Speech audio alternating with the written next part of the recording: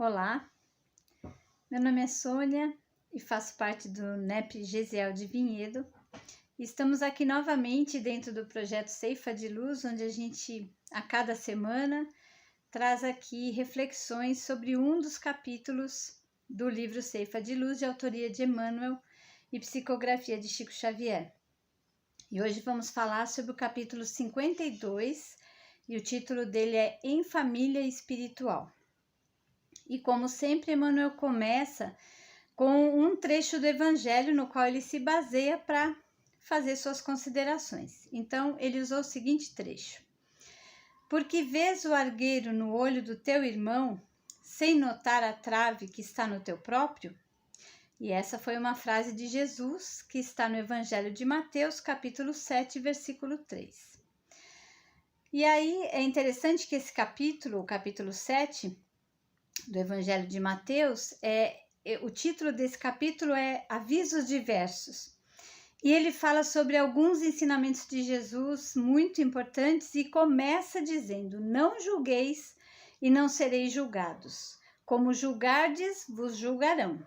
A medida que usardes para medir será usada para convosco. Então, a questão do julgamento aqui é o foco dessa lição, né? Mas uma coisa importante da gente esclarecer primeiro, o que é argueiro e o que é a trave? Então, o argueiro é um cisco, é uma coisa bem pequena. E a trave é um tronco, como um tronco de madeira, ou seja, algo muito grande. Então, quando ele fala, por que vês o argueiro no olho do teu irmão, que é um cisco, sem notar a trave que está no teu próprio, que é algo bem grande. E aí, é interessante... porque ele vai falar bastante sobre a questão do julgamento e dos relacionamentos. Então, ele começa a lição dizendo o seguinte: quanto mais nos adentrarmos no conhecimento de nós mesmos, mais se nos impõe a obrigação de compreender e desculpar na sustentação do equilíbrio em nós e em torno de nós. Na verdade, a gente se esforça muito para não olhar os nossos defeitos, né? É difícil conviver e reconhecer os nossos defeitos. Mas um sábio antigo da Grécia já dizia: conhece-te a ti mesmo, né? Essa passagem está até no Livro dos Espíritos. E no Evangelho segundo o Espiritismo, a gente tem Santo Agostinho, que nos orienta a fazer uma reflexão diária sobre a nossa vida, nossos erros, acertos diários, né? Para a gente entender aonde foi que a gente acertou, a gente errou, para que a gente possa sempre entender, perceber uma forma de se melhorar a cada dia. Mas quando a gente faz essa avaliação, a gente não só vê os problemas, mas também começa a reconhecer nossas habilidades, nossos talentos e também reconhecer que sentimentos prevaleceram durante aquele dia, que guiaram as nossas atitudes. Isso é muito importante para que a gente consiga melhorar e consiga evoluir. Mas tem uma coisa muito importante também quando a gente faz essa avaliação da gente mesmo. A gente percebe que a gente erra bastante. E se a gente erra, a gente quer muito ser perdoado. Só que se a gente quer ser perdoado, a gente tem que também ter essa postura de ser compreensivo, de desculpar o outro, que também tem seus erros, é falível como nós. E ele fala no final da frase uma coisa muito importante. Ele nos diz que isso trará mais equilíbrio e paz em nós e em torno de nós. Ou seja, quando a gente consegue ser mais compreensivo e mais tolerante, automaticamente a gente vai ter menos embates, menos discussões, menos motivos para ter entraves nos relacionamentos. Então, com certeza, vai ter muito mais paz. E aí ele continua: daí a necessidade da convivência em que nos espelhamos uns nos outros, não para criticar-nos, mas para entender-nos, através da bendita reciprocidade nos vários cursos de tolerância em que a vida nos situa no clima da evolução terrestre.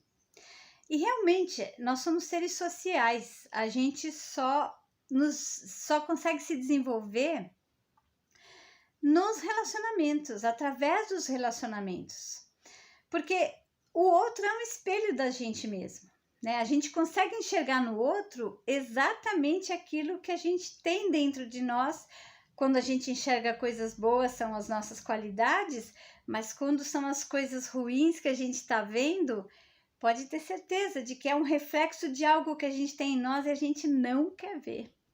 E aí nos incomoda quando a gente vê isso no outro, né? Porque faz reconhecer que essa questão é importante para nós, né? De alguma forma. Então, é importante que a gente consiga entender que o outro, quando ele entra no embate conosco, quando ele não concorda conosco, ele nos ensina muito. Ao invés da gente enxergar o outro como um adversário, nós temos que ver o outro como um mestre, porque ele nos ensina a ter paciência, a ser compreensivo, a tentar ser empático, né? Olhar, se colocar no lugar do outro. São aprendizados que a gente só tem, especialmente em momentos difíceis, né? E aí, Emmanuel continua nos dando vários exemplos de posturas e situações equivocadas. E aí ele fala: assim é que no educandário da existência, aquele companheiro que somente identifica o lado imperfeito dos seus irmãos, sem observar-lhes a boa parte, que jamais se vê disposto a esquecer as ofensas de que haja sido objeto, que apenas se lembra dos adversários com o propósito de arrasá-los, sem reconhecer-lhes as dificuldades e os sofrimentos, que não analisa as razões dos outros, a fixar-se unicamente nos direitos que julga pertencer-lhe, que não se enxerga passível de censura ou de advertência em momento algum, que se considera invulnerável nas opiniões que emita ou conduta que expose, que não reconhece as próprias falhas e vigia incessantemente as falhas alheias, que não se dispõe a pronunciar uma só frase de consolação e esperança em favor dos caídos na penúria moral, e que se utiliza da verdade exclusivamente para ameaçar ou ferir. E aí vai, né? Esses são alguns exemplos que ele traz para a gente. Quantas posturas realmente equivocadas, né? Só que a gente tem essa tendência de reconhecer essas posturas só no outro, né? Mas a gente tem que entender que essas posturas podem estar realmente acontecendo conosco, né? Então, são vários tipos de posturas: não perdoar, querer o pior para o outro que não concorda conosco, não ter empatia, não tentar compreender o ponto de vista do outro, achar que está sempre certo, não reconhecer os próprios erros, estar sempre com o dedo apontado para o outro, para as falhas alheias. São posturas em que a gente percebe muito orgulho, vaidade, incompreensão, arrogância. E como é difícil realmente a gente reconhecer em nós, né, essa trave que faz a gente esconder da gente mesmo os erros, as posturas inadequadas que a gente tem. Mas como é fácil a gente identificar isso no outro, né? Às vezes a gente lê uma mensagem, ouve uma palestra e fala: ah, isso servia para tal pessoa, quando na verdade é sempre para nós que serve, né? A gente precisa ter essa clareza. E Emmanuel mostra, é muito interessante que ele termina a lição mostrando qual deve ser a nossa postura para com essas pessoas que têm essas atitudes. Então ele diz: será talvez de todos nós aquele que mais exija entendimento e ternura, de vez que desajustado na intolerância se mostra sempre desvalido de paz e necessitado de amor.